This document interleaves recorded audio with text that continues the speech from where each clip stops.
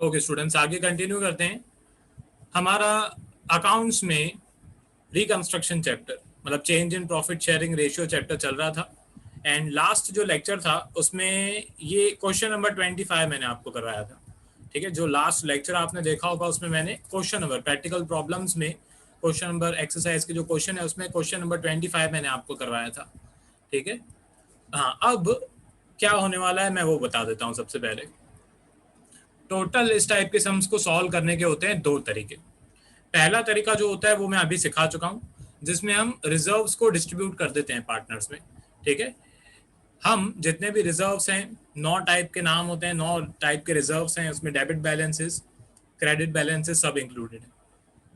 वो सारे reserves and accumulated losses old partners old PNL ratio में हम डिस्ट्रीब्यूट कर देते हैं। ये होता है फर्स्ट मेथड एंड यही सबसे इंपॉर्टेंट मेथड भी होता है। इसके अलावा एक और मेथड होता है। ठीक है, जब क्वेश्चन में लिखा हुआ हो कि the accumulated profits and accumulated losses are not to be distributed among all partners in their all PNL ratio and a adjusting entry is to be passed, a single adjusting entry is to be passed. मतलब ये लोग ऐसे बोलना चाहते हैं कि जो reserves होते हैं या जो अकोमुलेटेड लॉसेस हैं उनको डिस्ट्रीब्यूट मत करो ओल्ड पार्टनर्स में। ठीक है, बस उसको एडजस्ट कर दो, उसको एक तरीके से एक उसकी जर्नल एंट्री कर दो। मतलब ये मेथड 2 है। मेथड 1 मैंने आपको करवा दिया शॉर्ट सम्स, एंड उसके बाद मैंने आपको जो लॉन्ग सम्स है वो भी करा दिए। बीच बीच में मैंने आपसे पहले भी बोला था कि कुछ एग्जाम्पल्स जो है वो मैं बीच में छोड़ रहा हूँ। अब वो एग्जाम्पल्स जो थे वो सेकेंड मेथड के थे। ठीक है, तो अब इन टेक्स्ट बुक वालों ने क्या किया है, एक एग्जाम्पल मेथड 1 एक एग्जाम्पल मेथड 2 ऐसे मिक्स किया हुआ है।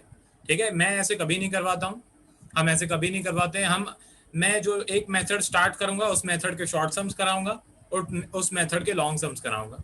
ठीक है, एक पूरा हम तरीका फॉलो करते हैं स्ट्रेट। अब ये सेकंड मेथड है, इस मेथड में एडजस्टिंग एंट्री पास होती है एंड हम जो भी सारे रिजर्व्स एंड लॉसेस हैं उनको डिस्ट्रीब्यूट नहीं करते हैं। ठीक है, ध्यान से, सबसे इंपॉर्टेंट इस मेथड की पॉइंट ये है कि accumulated profit and accumulated losses को ओल्ड पार्टनर्स डिस्ट्रीब्यूट नहीं करते हैं, इसकी एक एडजस्टिंग एंट्री होती है। अच्छा, जब इसके लॉन्ग सम्स करेंगे तो एक पॉइंट मैंने यहाँ पे लिखी नहीं है, चलो मैं अभी लिख देता हूँ।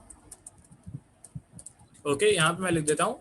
जब एडजस्टिंग एंट्री की जाती है, मैं बता देता हूँ पहले, जब एडजस्टिंग एंट्री की जाती है या मैं बोलूँ अकोमुलेटेड लॉसेस या प्रॉफिट्स को डिस्ट्रीब्यूट नहीं किया जाता है, तब जो भी इनकी वैल्यू होती है, नॉर्मली क्या होता है, जनरल रिजर्व आपने डिस्ट्रीब्यूट कर दिया, ये मैंने कल सम में भी कराया था, मैं ऊपर आपको एक बार शो भी कर देता हूँ। ठीक है, ये मैंने एक बार आपको शो कर देता हूँ, ये क्वेश्चन नंबर 25 था। ये क्वेश्चन नंबर 25 में आपको जनरल रिजर्व की वैल्यू दी हुई थी 4800 रुपीज। अब आप अगर आप न्यू बैलेंस शीट देखोगे, ओके, यहाँ पे नीचे अगर आप एक न्यू बैलेंस शीट जो हमने बनाई थी उसमें देखोगे तो जनरल रिजर्व कहीं पे भी नहीं दिया हुआ है। क्यों जनरल रिजर्व कहीं पे भी नहीं दिया हुआ है? क्योंकि वो हमने ये रहा पार्टनर्स कैपिटल अकाउंट में डिस्ट्रीब्यूट कर दिया है 3000 एंड 1800। उसी तरीके से डब्ल्यू ए सी एफ की कुछ वैल्यू यहाँ पे दिख रही है इस क्वेश्चन में, क्योंकि एक क्लेम था 6000 रुपीज का, एक क्लेम था एंड इसीलिए वो वैल्यू हम अभी भी यहाँ पे बैलेंस शीट में लाइबिलिटी साइड पे देख सकते हैं। ओके, पर बाकी जो पैसे बच गए वो भी हमने डिस्ट्रीब्यूट कर दिए पार्टनर्स में, तो यहाँ पे आप देख सकते हो डब्ल्यू के जो बाकी के पैसे हैं वो डिस्ट्रीब्यूट कर दिए। इस मेथड में वो नहीं करना है। इस मेथड में क्या होता है, इस मेथड में हम डिस्ट्रीब्यूट नहीं करते हैं, हम एक एडजस्टिंग एंट्री करते हैं। वो कैसे करते हैं ऑब्वियसली वो सब मैं बताऊंगा, चिंता नहीं करो। तो इसमें होता क्या है, जब हम रिजर्व्स को डिस्ट्रीब्यूट नहीं करते हैं तो जो उनकी वैल्यू है जितनी ओल्ड बैलेंस शीट में थी उतनी वैल्यू न्यू बैलेंस शीट में भी आती है। मतलब जनरल रिजर्व को आपने डिस्ट्रीब्यूट किया ही नहीं। ओके, तो जब हमने जनरल रिजर्व को डिस्ट्रीब्यूट ही नहीं किया तो उसकी वैल्यू सेम टू सेम ही रहेगी बैलेंस शीट में। ओके, तो यहाँ पे मैं लिख देता हूँ, when the question is solved by this method, the values of accumulated profits and losses remains same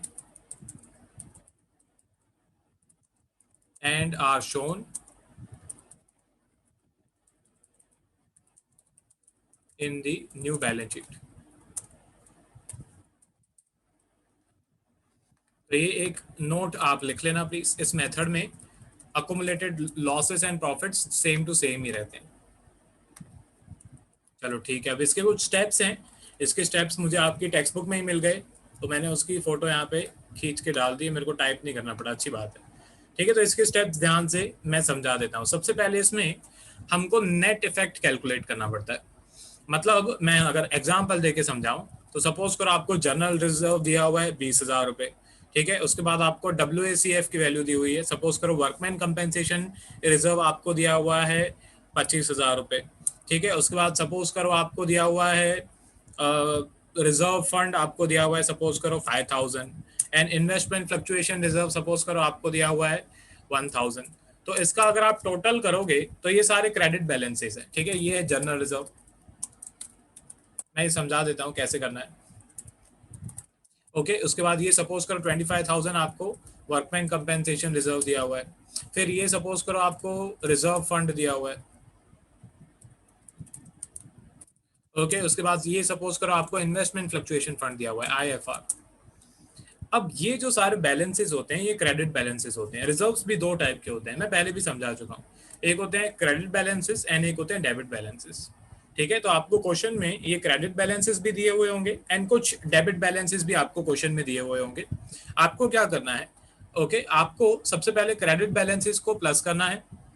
तो ये जो सारे क्रेडिट बैलेंसेस हैं इनका टोटल निकाल लेते हैं। तो इन सब क्रेडिट बैलेंसेस का टोटल आ रहा है 51,000। अब सपोज करो आपको क्वेश्चन में P&L डेबिट बैलेंस दिया हुआ है, क्वेश्चन में बोलते हैं ऐसे, P&L डेबिट बैलेंस, ये सपोज करो आपको दिया हुआ है 1,000।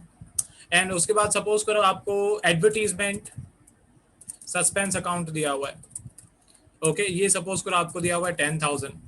एंड उसके बाद आपको सपोज करो रिसर्च एंड डेवलपमेंट एक्सपेंस दिया हुआ है, ठीक है। मैं इसको शॉर्ट फॉर्म में लिख देता हूँ, R&D एक्सपेंसेस।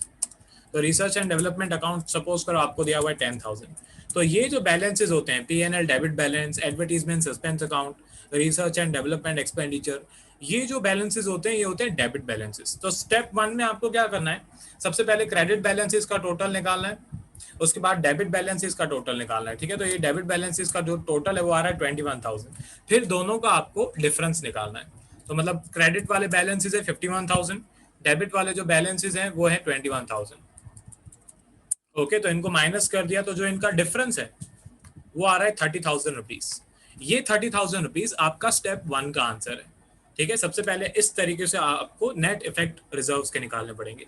इस मेथड में मैं अभी पता नहीं कितनी भी बार बोल रहा हूँ, आपको रिजर्व्स एंड ये जो अकोमुलेटेड लॉसेस हैं इनको डिस्ट्रीब्यूट नहीं करना है। जैसे जनरल रिजर्व है तो हम नॉर्मली क्या करते हैं, डिस्ट्रीब्यूट कर देते हैं, old partners old P&L ratio. ये मेथड नंबर 2 मैं करा रहा हूँ, इसमें हम डिस्ट्रीब्यूट नहीं करते हैं। तो इसमें सबसे पहले क्रेडिट बैलेंसेस प्लस उसके बाद फिर सारे डेबिट बैलेंसेस, फिर दोनों का डिफरेंस। तो अब उसके बाद हम स्टेप 2 में नॉर्मली जैसे हम करते हैं, हम सेक्रीफाइस या गेनिंग रेशियो जो है वो निकालेंगे। हर एक पार्टनर को रिकंस्ट्रक्शन की वजह से प्रॉफिट हुआ या लॉस हुआ वो हम निकालेंगे, तो हमें गेन एंड सेक्रीफाइस मिल जाएगा, ठीक है। ऑब्वियसली जिसको प्रॉफिट हुआ है वो कुछ पैसे एज अ कंपेंसेशन उस पार्टनर को देगा जिसको लॉस हुआ है। अब नॉर्मली फर्स्ट मेथड में क्या होता था, नॉर्मली फर्स्ट मेथड में हम गुडविल की वैल्यू निकालते थे, या गुडविल की वैल्यू क्वेश्चन में दी हुई होती थी, प्रीमियम फॉर गुडविल हम कैलकुलेट करते थे, ठीक है। इस क्वेश्चन में मेथड नंबर 2 में प्रीमियम फॉर गुडविल हमें कैलकुलेट नहीं करना है, ठीक है। प्रीमियम फॉर गुडविल यहाँ पे कैलकुलेट नहीं होगा। हम डायरेक्टली जो ये आंसर आएगा 30,000 रुपीज, ये स्टेप 3 बता रहा हूँ, ये 30,000 रुपीज को हम बोलते हैं नेट इफेक्ट। ओके, 30,000 रुपीज को हम बोलते हैं नेट इफेक्ट। ये जो 30,000 रुपीज नेट इफेक्ट आया, इसको हम गेनिंग प्रॉफिट शेयर के साथ मल्टीप्लाई कर देंगे। मतलब जिसका जितना भी प्रॉफिट हुआ है, जिसका भी गेन हुआ है, मल्टीप्लाई बाय 30,000 रुपीज हम कर देंगे, ठीक है। सपोज करो कोई एक पार्टनर है जिसका गेन हुआ 1/5, तो हम क्या करेंगे, हम करेंगे 30,000 मल्टीप्लाई बाय 1/5। तो ये जिसका प्रॉफिट हुआ है 30,000 रुपीज का, सपोज करो ए का प्रॉफिट हुआ एंड बी का लॉस हुआ, तो ये ए जो है वो 6,000 रुपीज बी को देगा। तो ये है मेन सेम ही, पर कैलकुलेट करने का तरीका अलग है, इसकी एंट्री सेम ही होगी। जिसको प्रॉफिट हुआ उसके अकाउंट में से पैसे काटेंगे, डेबिट करेंगे, यहाँ पे एंट्री भी लिखी हुई है, गेनिंग पार्टनर्स कैपिटल या करंट अकाउंट डेबिट होगा, एंड जिसका सेक्रीफाइस हुआ है उसके पार्टनर के कैपिटल या करंट अकाउंट में हम क्रेडिट करेंगे। है वही, पर पहले हम क्या करते थे, प्रीमियम फॉर गुडविल की वैल्यू निकालते थे, गुडविल मल्टीप्लाई बाय ये गेन की मल्टीप्लाई करते थे वैल्यू। अभी यहाँ पे ऐसा नहीं, ठीक है, यहाँ पे हम लोग नेट इफेक्ट के साथ गेनिंग या जो सेक्रीफाइस का रेशियो आएगा वो मल्टीप्लाई करेंगे। अच्छा, अब कभी कभी ऐसा भी पॉसिबल है, ध्यान दो, कभी कभी ऐसा भी पॉसिबल है कि क्रेडिट बैलेंसेस कम हो एंड डेबिट बैलेंसेस ज्यादा हो। ओके, सपोज करो क्रेडिट बैलेंसेस हैं, मैं यहाँ पे साइड में बता देता हूँ, सपोज करो क्रेडिट बैलेंसेस हैं 30,000 एंड डेबिट बैलेंसेस हैं सपोज करो 35,000 या 40,000, जितने भी हो सकते हैं। तो अब यहाँ पे आपका नेट इफेक्ट का आंसर माइनस में आएगा, आपका नेट इफेक्ट का आंसर माइनस में आएगा, ये हो जाएगा -10। अब जब नेट इफेक्ट की वैल्यू माइनस में होती है ना, वो भी मैं बता देता हूँ, ये वैसे बहुत रेयर है, बहुत कम ही ऐसा होता है कि आपका जो डेबिट बैलेंसेस हैं वो एक तरीके से बड़े हों। पर इसमें होता क्या है, जब डेबिट बैलेंसेस बड़े हैं तो आपका नेट इफेक्ट माइनस में आ रहा है। इन दिस केस हो क्या रहा है पहले वो समझो। यहाँ पे हो ये रहा है कि लॉस ज्यादा है, प्रॉफिट कम है, लॉस ज्यादा है, प्रॉफिट कम है। तो अब जो पार्टनर को प्रॉफिट हो रहा है, जो पार्टनर को गेन हो रहा है, देखो उसको ये लॉस भुगतना पड़ेगा, ठीक है, जिसका शेयर अभी बढ़ गया। ऑब्वियसली देखो, प्रॉफिट एंड लॉस रेशियो हम एक रीजन की वजह से बोलते हैं। प्रॉफिट एंड लॉस रेशियो मतलब प्रॉफिट होगा तो वो भी उसी पार्टनर को ज्यादा मिलेगा, एंड अगर लॉस होगा बिजनेस में, लॉस होगा अगर पार्टनरशिप फॉर्म में, तो ज्यादा लॉस भी फिर उसी पार्टनर का होगा जिसका शेयर ज्यादा बड़ा है। ओके, तो यहाँ पे हो क्या रहा है कि आंसर माइनस में आ रहा है 10,000। तो अब जिस पार्टनर का एक तरीके से प्रॉफिट शेयर बढ़ गया उसका लॉस भी बढ़ गया। तो इस केस में उल्टा होता है, इस केस में जिस पार्टनर का शेयर बढ़ गया उसको लॉस हो रहा है, क्योंकि देखो -10,000 नेट इफेक्ट की वैल्यू है। अब जिस पार्टनर का प्रॉफिट बढ़ रहा है, जिस पार्टनर का प्रॉफिट शेयर बढ़ रहा है, उसको ये लॉस भुगतना पड़ेगा। तो वो क्या बोलेगा कि देखो मेरा शेयर बढ़ने की वजह से, मेरा प्रॉफिट एंड लॉस शेयर बढ़ने की वजह से मेरे को कोई फायदा नहीं हो रहा है, ऊपर से नुकसान हो रहा है, तो आपको मेरे को पैसे देने पड़ेंगे, ठीक है, क्योंकि उसका शेयर बढ़ गया, अभी उसका लॉस भी ज्यादा होगा। तो जिस पार्टनर का शेयर कम हो गया अभी उसका फायदा हुआ है। ओके, तो होगा क्या उस केस में, ये -10,000 सपोज करो एक पार्टनर का गेन हुआ 1/5 या 2/5 एंड एक पार्टनर का सेक्रीफाइस हुआ 2/5। तो इस केस में जिस पार्टनर का शेयर कम हो गया उसको फायदा हुआ, क्योंकि -10,000 का लॉस है। ओके, अब अगर ये लॉस नॉर्मली डिस्ट्रीब्यूट करते तो जिस पार्टनर का प्रॉफिट रेशियो पहले ज्यादा था उसको ज्यादा लॉस होता, और अभी ये भाई साहब ने अपना शेयर बढ़वा लिया तो इसको ज्यादा लॉस भुगतना पड़ेगा। तो अब ये जो है ए जो है वो बी को बोलेगा कि भाई देख मेरा लॉस हो रहा है ज्यादा, तो तू अब मेरे को पैसे दे, तू अब मेरे को कंपेंसेट कर। तो अब यहाँ पे ये जो सेक्रीफाइस हुआ है 2/5, मैं यहाँ पे लिखूंगा 10,000 मल्टीप्लाई बाय 2/5, इसका आंसर आ रहा है 4,000। अब ये 4,000 rupees sacrificing partner gaining partner को देगा, उसकी भी एंट्री यहाँ पे लिखी हुई है, ठीक है। In case there is a negative effect और नेट लॉस, सेक्रीफाइसिंग पार्टनर के अकाउंट में से पैसे कटेंगे एंड गेनिंग पार्टनर के अकाउंट में पैसे डाल दिए जाएंगे। ये आपकी सेकंड मेथड की पूरी कथा मैंने आपको समझा दी, ठीक है। ये इसके मैं एक बार शो कर देता हूँ, ठीक है, ये हमारा लोगो, ये हमारा नंबर, ये लिखना प्लीज, नोट वगैरह बहुत इंपॉर्टेंट है, सब लिखना। ये स्टेप्स आपकी टेक्स्ट बुक में भी दिए हुए हैं, अपनी नोटबुक में रूल्स वाले पेजेस में लिखना, हमेशा रूल्स वाले पेजेस छोड़ा करो। ओके, स्टेप 1 नेट इफेक्ट ये कैलकुलेट करेंगे हम लोग। स्टेप 2 प्रॉफिट या जो शेयर है उनका सेक्रीफाइस या गेन हुआ वो कैलकुलेट करेंगे। स्टेप 3 में कितना पैसा कौन किसको देगा वो कैलकुलेट करेंगे, net effect multiply bye gaining share या सेक्रीफाइसिंग शेयर, एंड उसके बाद एडजस्टिंग एंट्री पास होगी, ठीक है। एडजस्टिंग एंट्री ऐसे ही करते हैं जैसे फर्स्ट मेथड में मैंने आपको नेट इफेक्ट वाली मेथड सिखाई थी, वैसे ही सेम टू सेम। ओके, अब हुआ क्या, आपको सबसे पहले मैंने एग्जाम्पल 12 एंड मैं टेक्स्ट बुक लेके ही बैठा हूँ, यहाँ पे एग्जाम्पल 12 था, इसके पहले मैंने आपको एग्जाम्पल 10 कराया था एंड एग्जाम्पल 11 कराया था। फिर उसके बाद ये लोगों ने मेथड चेंज कर दी, एग्जाम्पल 12 एंड एग्जाम्पल 13 में इन लोगों ने ये वाली मेथड से सम सॉल्व किए हुए हैं, ठीक है। तो ये सम्स मैंने छोड़ दिए थे। इसके बाद मैंने आपको एग्जाम्पल नंबर 14 करवाया था, ठीक है। उसके बाद एग्जाम्पल नंबर 14 के बाद 15 नंबर में वापस से ये वाली मेथड इन्होंने दी हुई है, ओके 16 में भी शायद से ये वाली मेथड ही इन्होंने दी हुई है, तो मैंने वो सम भी नहीं करवाया फिर, ठीक है। फिर मैंने एग्जाम्पल 17 करा दिया। तो जो सम्स मैंने बीच में छोड़े थे वो इसी वजह से छोड़े थे क्योंकि वो सम्स में ये वाली मेथड थी। एंड ये वाली मेथड अगर मैं आपको पहले सिखाता तो आप खुद कंफ्यूज हो जाते कि कहाँ पे क्या करना है। तो पहले फर्स्ट मेथड मैंने सिखाई जहाँ पे सब रिजर्व्स को डिस्ट्रीब्यूट कर दिया जाता है, एंड अब मैं ये वाली मेथड सिखा रहा हूँ, ठीक है। स्टार्ट करते हैं। यहाँ पे एक क्वेश्चन नंबर 12 दिया हुआ है, एक example 12। An, Ban, and Shan are partners in a firm sharing profits in the ratio of 3:3:2. यहाँ पे क्वेश्चन में लिखा हुआ है they decided to share the profits equally. उन्होंने डिसाइड किया कि उनका प्रॉफिट शेयरिंग रेशियो है 3:3:2, ओके। एंड अब उन यहाँ पे वो लोग बोल रहे हैं कि उसके बाद इनका प्रॉफिट शेयरिंग रेशियो चेंज हो गया। अब उनकी उस डेट पे जनरल रिजर्व की एक वैल्यू थी 72,000 रुपीज की, जनरल रिजर्व की वैल्यू थी। ये वाली लाइन सबसे इंपॉर्टेंट है। Instead of distributing the general reserve it was decided to record an adjustment entry reflecting the change. तो उन्होंने ये डिसाइड किया कि जनरल रिजर्व के 72,000 रुपीज पड़े हैं, उनको रहने दो जैसा है जैसा है, हम एक एडजस्टिंग एंट्री सॉल्व कर लेते हैं। मतलब ये मेथड नंबर 2। तो सबसे पहले तो यहाँ पे मैं इनका न्यू एंड ओल्ड रेशियो लिख देता हूँ। इक्वेशन कॉपी कर लेते हैं, ये मेरे काम आएगी।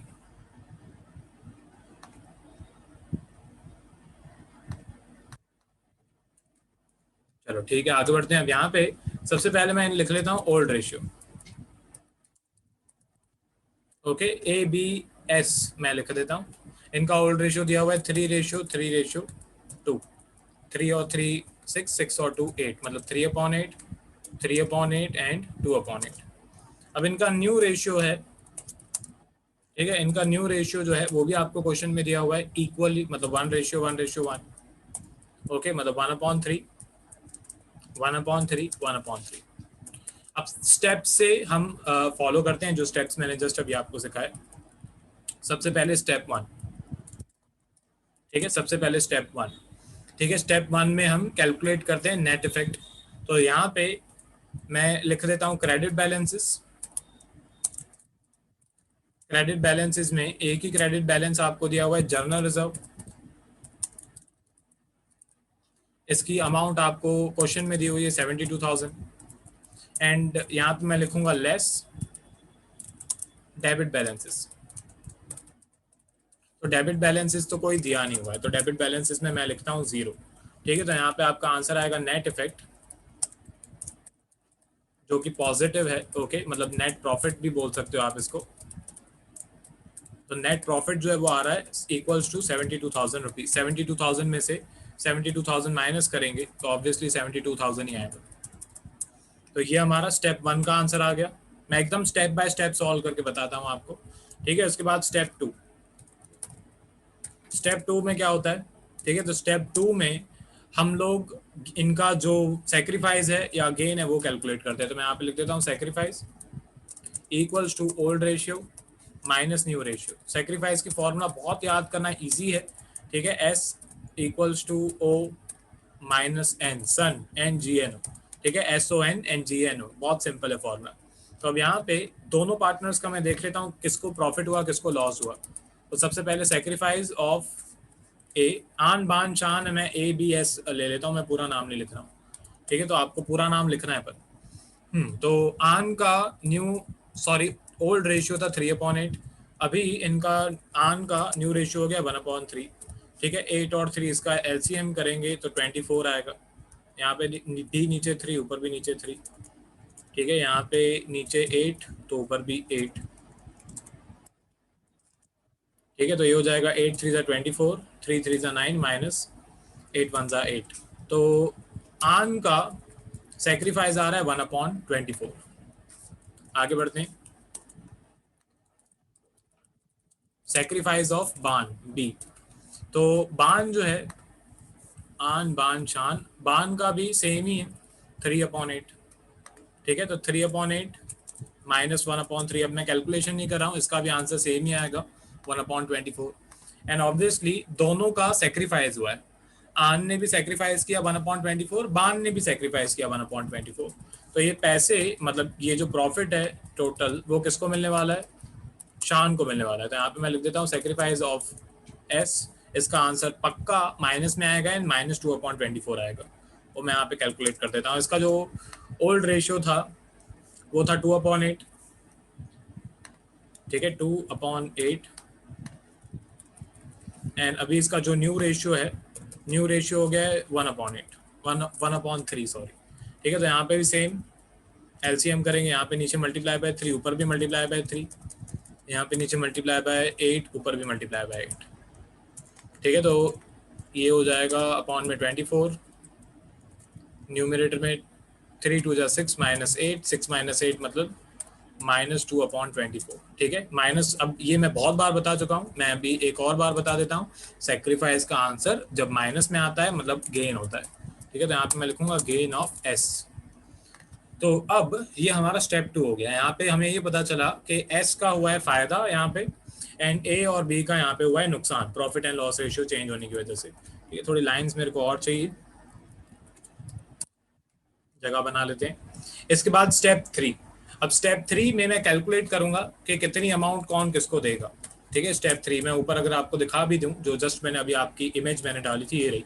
स्टेप 1 सबसे पहले मैंने नेट इफेक्ट कैलकुलेट किया, उसके बाद स्टेप 2 मैंने सेक्रीफाइस या प्रॉफिट रेशियो कैलकुलेट किया, उसके बाद स्टेप 3 अभी यहाँ पे मैं अमाउंट निकालूंगा कि कौन किसको कितनी अमाउंट देने वाला है। इसको प्रीमियम फॉर गुडविल नहीं बोलते हैं, ठीक है, अमाउंट बोलते हैं, एडजस्टिंग अमाउंट बोल सकते हो आप, ठीक है। आगे बढ़ते हैं। Step 3 adjusting amount. तो अब यहाँ पे टोटल नेट इफेक्ट, इसकी फॉर्मूला भी अगर हम लिख दें तो adjusting amount equals to net effect multiply by gain. यहाँ पे गेन हुआ है, ठीक है। तो यहाँ पे लिख देते हैं एडजस्टिंग अमाउंट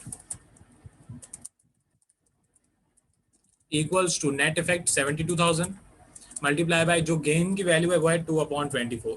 तो साइड में मैं कैलकुलेट कर लेता हूँ। 72,000 मल्टीप्लाई बाय 2/24, इसका आंसर आ रहा है 6,000 rupees. Adjusting amount equals to rupees 6,000। अब ये 6,000 रुपीज एस के अकाउंट में से कटेंगे पैसे, एंड ये पैसे मैं ए के अकाउंट में एंड बी के अकाउंट में ट्रांसफर कर दूंगा। अब ये समय ना इजी हो गया, ठीक है। क्यों इजी हो गया? क्योंकि यहाँ पे इन दोनों का सेक्रीफाइस इक्वल है। ए का भी सेक्रीफाइस 1/24 है, बी का भी सेक्रीफाइस 1/24 है। तो हुआ क्या, यहाँ पे 6,000 रुपीज इन दोनों में इक्वल बटेंगे, इक्वल डिस्ट्रीब्यूशन होगा, क्योंकि दोनों का सेक्रीफाइस भी इक्वल है। अगर इनका सेक्रीफाइस भी अलग अलग होता, सपोज करो एक का सेक्रीफाइस होता 1/24, दूसरे का होता 2/24, तो फिर 1:2 में डिस्ट्रीब्यूट होता।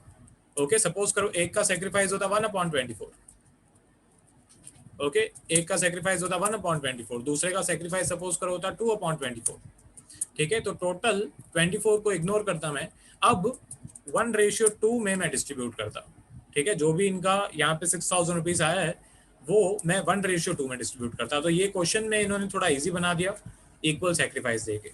इसके बाद स्टेप 4, जिसके लिए सारी मेहनत की है हमने इतनी सारी, ठीक है। यहाँ पे मैं लिखता हूँ स्टेप 4 एडजस्टिंग अमाउंट। अच्छा सॉरी, एडजस्टिंग अमाउंट तो कैलकुलेट कर ली, एडजस्टिंग एंट्री। तो एडजस्टिंग एंट्री, इसमें एक ही एंट्री हमको करनी है, एस के अकाउंट में से पैसे कटेंगे एंड ए एंड बी के अकाउंट में पैसे डाल दिए जाएंगे, ठीक है। तो यहाँ पे मैं एंट्री करता हूँ शांस कैपिटल या करंट अकाउंट, वो डिपेंड करता है, अकाउंट डेबिट। टोटल इसके अकाउंट में मैं डेबिट कर रहा हूँ 6,000, एंड यही अमाउंट जो है वो मैं बान के अकाउंट में इक्वली 3,000 रुपीज, यहाँ पे मैं लिख देता हूँ टू बान्स कैपिटल अकाउंट। बान के कैपिटल अकाउंट में यहाँ पे मैं क्रेडिट कर दूंगा 3,000, एंड नीचे मैं लिखूंगा to owner's capital account 3,000, okay. And आपको नरेशन लिखना है, नरेशन लिखना कंपलसरी है। यहाँ पे आपको लिखना है ऐसे, बीन एडजस्टिंग एंट्री पास्ट, ठीक है। ये जस्ट मैं एक बार बता रहा हूँ, ऐसे नरेशन आपको लिखना है, फॉर्मेट वगैरह सब बनाना अच्छी तरह से, ठीक है। अमाउंट्स थोड़ी दूर लिखी हुई है, चलेगा, कोई नहीं, आप ऐसे फॉर्मेट बना के अच्छी तरह से लिखना। तो ये एक एंट्री के लिए आपको इतनी सारी कैलकुलेशन करनी पड़ेगी। ठीक है, अब मैं एक बार पूरा का पूरा जो सम है वो ऊपर से ही, चलो मैं एक बार पूरा दिखा देता हूँ, पॉज करके लिखते रहना। ये पहले स्टेप्स, ठीक है, स्टेप्स के बाद नीचे ये एग्जाम्पल नंबर 12। ठीक है, एग्जाम्पल नंबर 12 मैंने पहले सॉल्व नहीं कराया था, ठीक है, क्योंकि ये मेथड नंबर 2 था। अभी जितने भी बच गए हैं एग्जाम्पल वो भी मैं सॉल्व करा दूंगा। स्टेप 1, स्टेप 2, ठीक है, ये स्टेप 2 हो गया। उसके बाद ये स्टेप 3 एंड स्टेप 4। पॉज कर करके लिखते रहना प्लीज। आगे कंटिन्यू करते हैं। एग्जाम्पल नंबर 13, ये भी मेरे को करवाना है। इसकी इमेज मैंने यहाँ पे डाल दी, इसको थोड़ा बड़ा कर लेते हैं।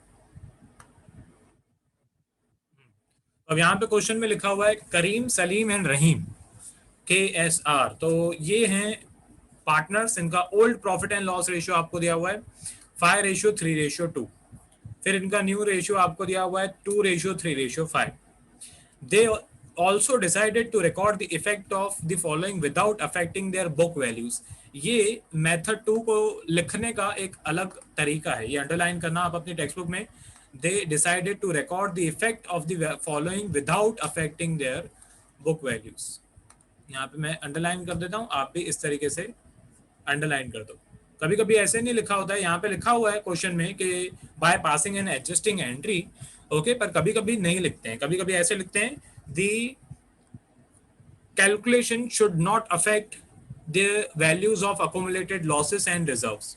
इस तरीके से लिखते हैं कभी, मतलब आपको डायरेक्टली नहीं बोलेंगे कि एडजस्टिंग एंट्री पास करो, पर इनडायरेक्टली आपको हिंट देंगे कि अकोमुलेटेड लॉसेस एंड प्रॉफिट्स को कुछ नहीं होना चाहिए। तो अब ये क्वेश्चन नंबर 13 स्टार्ट करते हैं। शायद इस लेक्चर में कंप्लीट नहीं हो, जो वीडियो लेक्चर्स देख रहे हैं स्टूडेंट, वो इसके बाद वाले वीडियो लेक्चर में पूरा सम कंप्लीट हो जाएगा। ठीक है, फिर भी मैं स्टार्ट कर रहा हूँ जितना इस लेक्चर में कंप्लीट हो। तो सबसे पहले स्टेप 1 में हम कैलकुलेट करते हैं नेट इफेक्ट। अब यहाँ पे आपको अच्छे खासे reserve and contingent reserve, general reserve दिया हुआ है। सबसे पहले यहाँ पे मैं लिखूंगा ऐड क्रेडिट बैलेंसेस। ठीक है, क्रेडिट बैलेंसेस को मैं ऐड करूंगा, तो सबसे पहले यहाँ पे दिया हुआ है जनरल रिजर्व।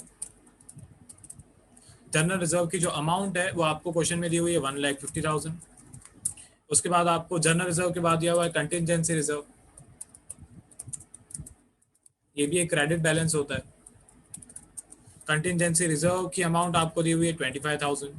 उसके बाद आपको प्रॉफिट एंड लॉस ब्रैकेट में लिखा हुआ है क्रेडिट, तो ये भी क्रेडिट बैलेंस है। ठीक है, profit and loss and bracket में लिखा हुआ है क्रेडिट बैलेंस, मतलब ये क्रेडिट बैलेंस है ऑब्वियसली। तो 75,000 रुपीज़ मैं यहाँ पे लिख देता हूँ ऐड में। इसके बाद दिया हुआ है एडवर्टीजमेंट सस्पेंस अकाउंट। अब ये जो टेक्स्ट बुक वाले हैं ये क्वेश्चन को थोड़ा टिपिकल बना सकते थे अगर ये लोग एडवर्टीजमेंट सस्पेंस अकाउंट में डेबिट नहीं लिखते। अभी तो क्या है, अभी जो बेवकूफ़ होगा जिसको ये नाम याद नहीं है सारे, जिसको मीनिंग नहीं पता है, वो भी ये माइनस ही करेगा एडवर्टीजमेंट सस्पेंस अकाउंट। मैंने आपको 9 नाम लिखवाए, उन सब में मैंने आपको मीनिंग के साथ समझाया कि कौन सा क्रेडिट बैलेंस है, कौन सा डेबिट है। ये लोगों ने डायरेक्टली लिख दिया डेबिट बैलेंस, कोई नहीं, माइनस कर देते हैं। ठीक है, यहाँ पे पहले मैं लिख देता हूँ टोटल, एंड इन वैल्यूज का टोटल कर देते हैं 1,50,000 plus 25,000 plus 75,000 less debit balances.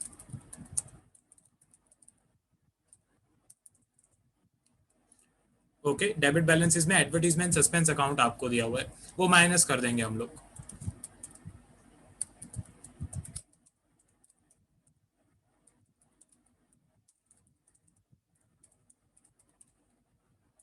ठीक है, डेबिट बैलेंस है माइनस होगा, यहाँ पे लिख देता हूँ -1 लाख।